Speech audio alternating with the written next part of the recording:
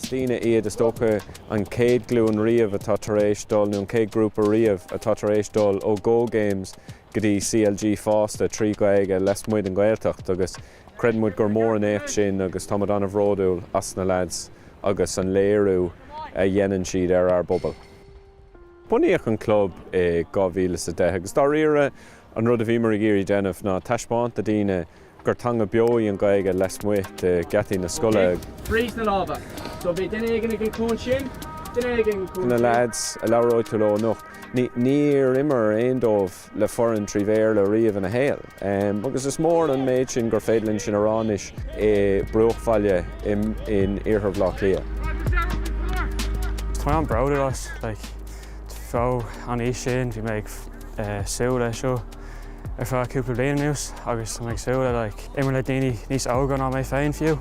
Bhfuil ag tucht tríd agus tá cehar an bailach ar fad tú, so daoine mar gráin ar bhúáin. Tá siad ag cehrú léinn agus bhí siad ag riomad a rá an tam ar fad, so it was lá brabhúil léon an teirún. Well, ag an tús it was just cúpla kickabout leis an lads, as a 10-3 agus daoine mar dahí an sin, agus just fáin tú an scéal bhfuil é feared an club, níos mó ná just club, it's cultúr agus it's pobal é. Well, thusig mé ar bhí mé thart ar Oaks capan agus á sin bhí mé an club áhaid sin agus ag mar gach deir seachna. Ceirg sé lom Ferbert faoi móthúáin agus as an porc ar an porc agus rudí difriúla mai sin. Tá sé go dáist mar atá is a gach an leabharíom an as Gaeilge agus imreoirí ar sport as Gaeilge sin an bailach tá sé an an is an bheith agus just ceapan sin an fátá along grog daoine den club agus chun immerlinn. Nuair a thosnaí mar as, an príomhsprach a bhí a going ná díreach cinntiú go raibh dóthain imreoirí a going gur fearn amháin i ggur séisiúr amháin.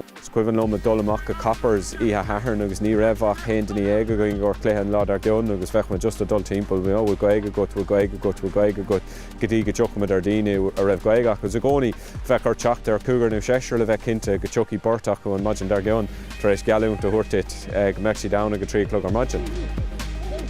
Tá mar a súil go mór lena lads ógan is se teacht tríd agus go brúí siad mar a rá agus leúna dé go leanní siad na mór gascí a bhí ag lehead iad an Gaeltacht san daingan im léana agus lá éigen go bheice tú iad dul sús céimeaní ardánaí ógan agus nach ionta chun rud a bheith ann club lá an Gaeilge lá clia a léirú bar chumas ar an park agus is dócha gachrád déanta cútrí Gaeilge.